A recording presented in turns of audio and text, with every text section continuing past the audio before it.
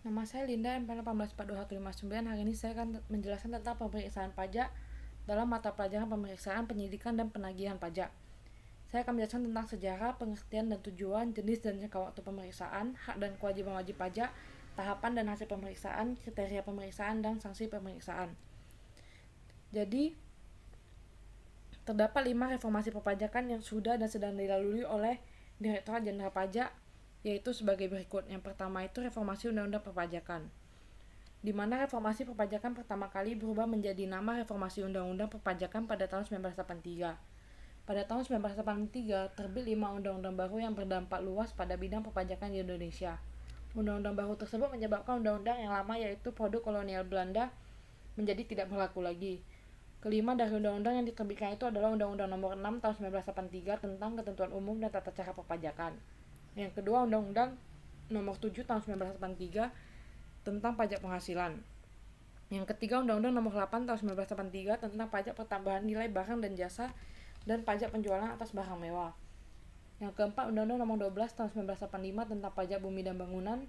Dan yang terakhir adalah Undang-Undang Nomor 13 Tahun 1985 tentang bea materai. Berdasarkan dari undang-undang tersebut, maka muncullah sebuah sistem perpajakan yang baru, yaitu disebut self-assessment system.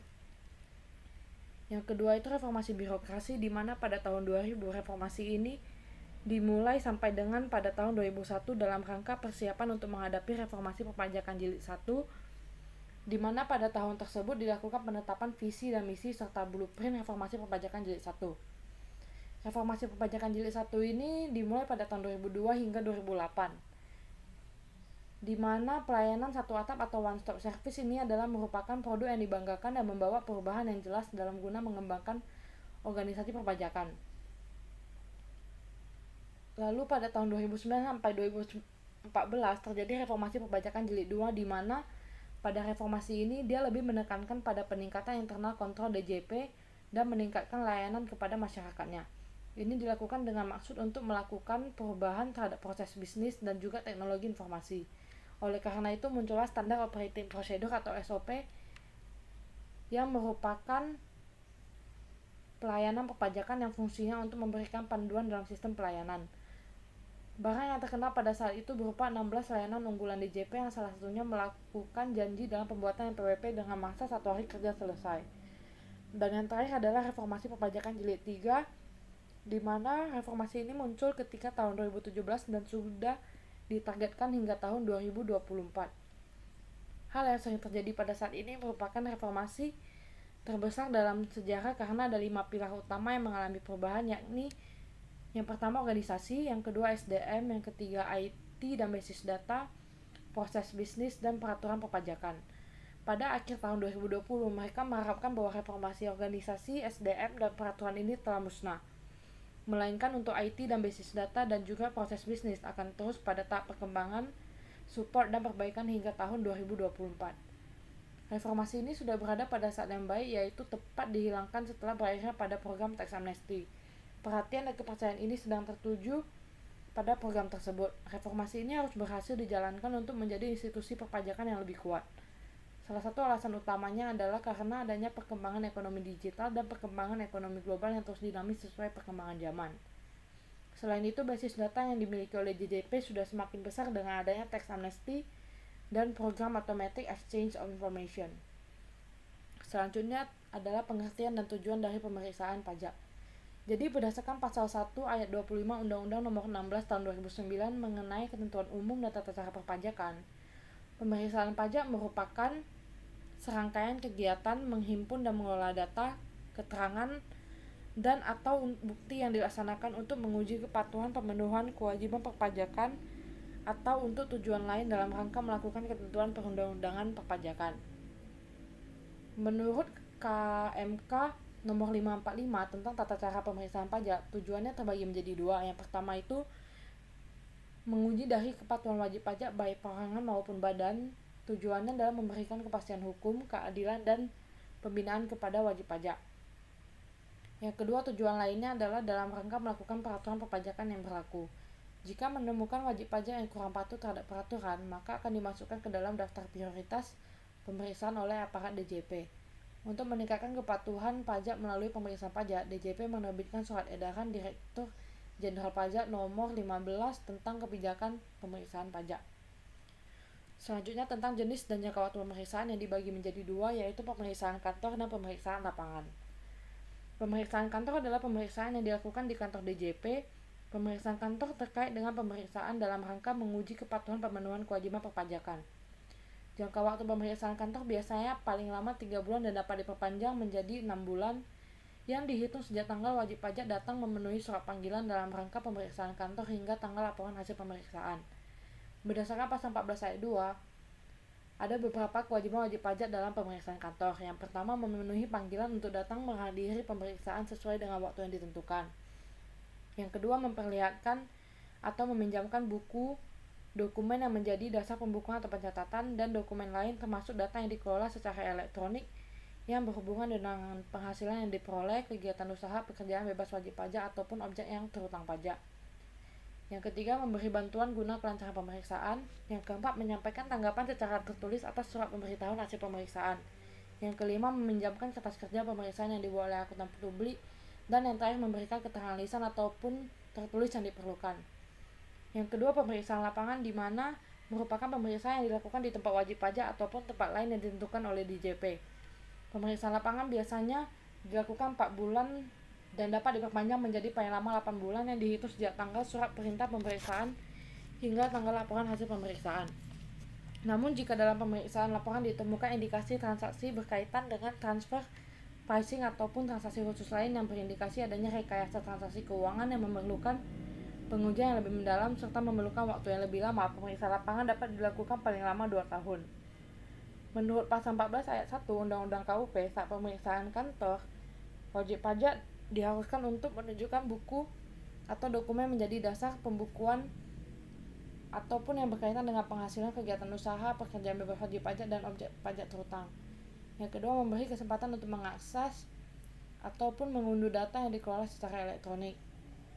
Yang ketiga, menyampaikan tanggapan secara tertulis atas surat pemberitahuan hasil pemeriksaan, memberi bantuan guna kelancaran pemeriksaan, dan memberikan keterangan lisan ataupun tertulis yang diperlukan. Selanjutnya adalah hak wajib pajak. Jadi yang pertama itu meminta pemeriksa pajak untuk memberikan penjelasan tentang alasan dan tujuan pemeriksaan. Yang kedua, menerima surat pemberitahuan hasil pemeriksaan. Yang ketiga, menghadiri pembahasan hasil akhir pemeriksaan bersama dengan pemeriksa pada waktu yang telah ditentukan. Yang keempat, mengajukan permohonan quality assurance pemeriksaan dalam hal belum disepakati dasar hukum koreksi pemeriksaan. Yang kelima, mengisi kuesioner terkait pelaksanaan pemeriksaan. Next adalah kewajiban wajib pajak. Yang pertama itu memenuhi panggilan untuk datang menghadiri pemeriksaan tepat waktu. Yang kedua, memperlihatkan dokumen yang menjadi dasar perhitungan penghasilan. Yang ketiga, memberikan kesempatan untuk mengakses data yang dikelola secara elektronik. Yang keempat, memberikan keterangan lisan yang diperlukan. Dan yang terakhir, meminjamkan kertas kerja pemeriksaan yang dibuat oleh akuntan publik. Selanjutnya adalah tentang tahapan dan hasil pemeriksaan. Jadi tahapan pemeriksaan itu dimulai dengan penyampaian surat pemberitahuan pemeriksaan lapangan ataupun dengan cara mengirim surat panggilan dalam rangka pemeriksaan kantor. Dalam hal khusus misalnya pada saat kondisi pandemi seperti sekarang ini, pemeriksaan dapat dilakukan secara daring. Untuk hasil pemeriksaan biasa diberitahukan kepada wajib pajak melalui penyampaian surat pemberitahuan hasil pemeriksaan yang dilampiri dengan daftar temuan hasil pemeriksaan dengan mencantumkan dasar hukum atas temuan tersebut. Pemeriksaan dalam pengujian kepatuhan wajib pajak diakhiri dengan pembuatan laporan hasil pemeriksaan dan produk hukum yang dapat berupa SKPKB, SKPKBT, SKPN, dan SKPLB. Pemeriksaan untuk tujuan lain ditutup dengan diterbitkannya laporan hasil pemeriksaan yang berisi usulan diterima ataupun ditolaknya permohonan wajib pajak. Selanjutnya tentang kriteria pemeriksaan pajak. Pemeriksaan pajak bisa dilakukan dengan 2 kriteria berdasarkan latar belakang alasan yang dilakukannya pemeriksaan. Yang pertama itu pemeriksaan rutin, di mana pemeriksaan pajak rutin ini dilakukan karena berhubungan dengan pemenuhan hak atau pelaksanaan kewajiban perpajakan wajib pajak, antara lain menyampaikan SPT tahunan PPh atau SPT masa PPN yang menyatakan LB restitusi. Yang kedua, menyampaikan SPT tahunan PPh atau SPT masa PPN yang menyatakan LB tidak disertai permohonan pengembalian kelebihan. Yang ketiga, menyampaikan SPT masa PPN LB kompensasi Yang keempat, sudah mendapat pengembalian pendahuluan kelebihan pembayaran pajak. Selanjutnya adalah pemeriksaan khusus, di mana pemeriksaan pajak khusus ini dilakukan berdasarkan hasil analisis risiko yang menunjukkan adanya indikasi ketidakpatuhan pemenuhan kewajiban perpajakan. Pemeriksaan khusus dijalankan dengan mengacu pada beberapa ketentuan seperti berdasarkan analisis risiko yang dibuat berdasarkan profil wajib pajak ataupun data internal lainnya serta data eksternal secara manual ataupun komputerisasi. Yang kedua, ruang lingkupnya dapat meliputi satu, beberapa, ataupun seluruh jenis pajak. Yang ketiga, pemeriksaannya menggunakan pemeriksaan lapangan. Selanjutnya adalah tentang sanksi dalam pemeriksaan pajak. Yang pertama itu sanksi denda. Menurut pasal 7 ayat 1, jika SPT terlambat disampaikan masa, maka akan terkena sanksi 100.000 atau 500.000 per SPT. Jika SPT terlambat disampaikan tahunan, maka akan mengenakan sanksi 100.000 atau 1 juta per SPT. Menurut pasal 8 ayat 3, jika pembentulan sendiri dan belum disidik, maka akan dikenakan sanksi 150% dari jumlah pajak yang kurang dibayar. Pada pasal 14 ayat 4, jika pengusaha yang telah dikukuhkan sebagai PKP tidak membuat faktur pajak ataupun membuat faktur pajak tetapi tidak tepat waktu, maka dikenakan sanksi 2% dari DPP. Jika pengusaha yang telah dikukuhkan sebagai PKP tidak mengisi faktur pajak secara lengkap, dikenakan sanksi 2% dari DPP. Jika PKP melaporkan faktur pajak tidak sesuai dengan masa penerbitan faktur pajak, dikenakan sanksi 2% juga dari DPP. Selanjutnya tentang sanksi kenaikan. Pada pasal 8 ayat 5, jika pengungkapan ketidakbenaran SPT sebelum terbitnya SKP, maka akan dikenakan sanksi 50% dari pajak yang kurang bayar.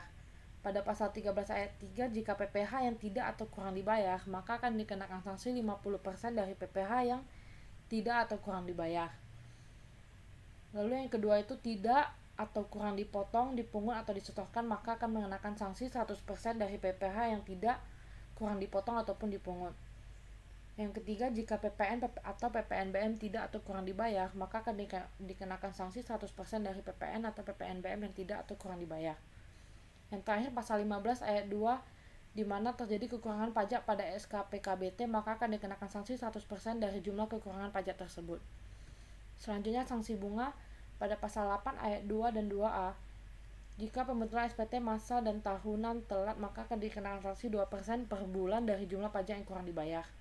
Yang kedua, pasal 9 ayat 2A dan 2B, keterlambatan pembayaran pajak masa dan tahunan, maka akan dikenakan sanksi 2% per bulan dari jumlah pajak terhutang.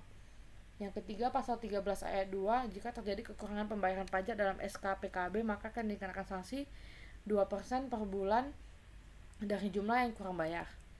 Yang keempat, pasal 13 ayat 5, di mana jika SKPKB diterbitkan setelah lewat waktu 5 tahun karena adanya tindak pidana perpajakan maupun tindak pidana lainnya, maka akan dikenakan sanksi 48% dari jumlah pajak yang tidak mau atau kurang bayar.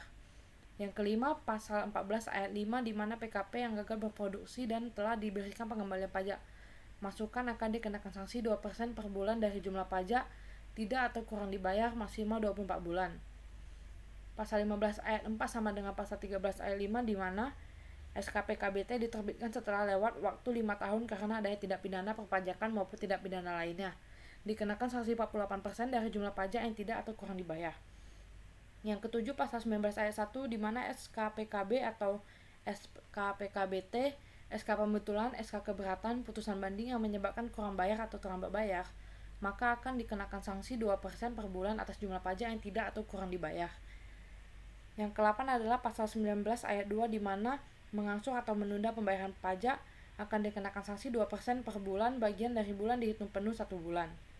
Yang terakhir, pasal 19 ayat 3, di mana terjadi kekurangan pajak akibat penundaan SPT akan dikenakan sanksi 2% atas kekurangan pembayaran pajak.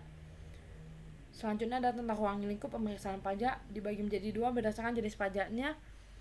Itu dibagi menjadi 3, yaitu satu jenis pajak, beberapa jenis pajak, ataupun seluruh jenis pajak.